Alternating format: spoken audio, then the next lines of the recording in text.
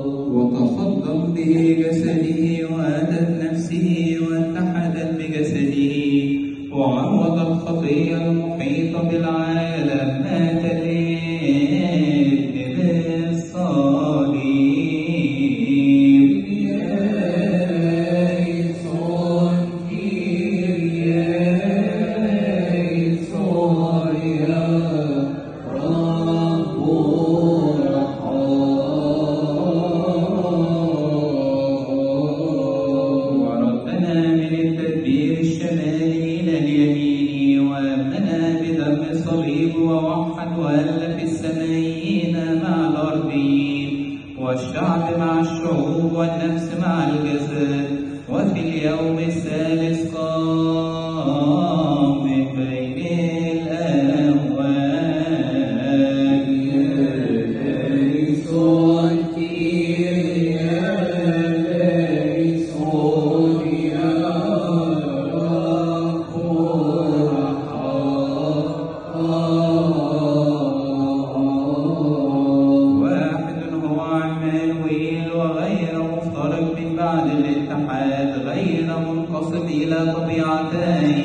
هكذا نؤمن وهكذا نعترف وهكذا نصدق أن هذا الجسد لهذا الدم وهذا الدم لهذا الجسد.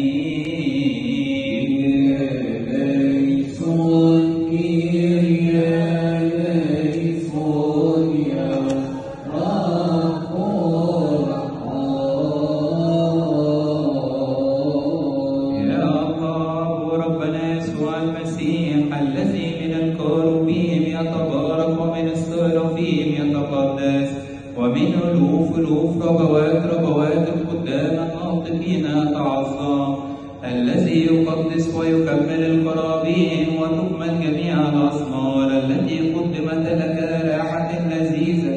قدس أيضا أجسادنا وأنفسنا وأرواحنا كلنا، لكي بقلب الطاهر وبغير مغزي ندعوك يا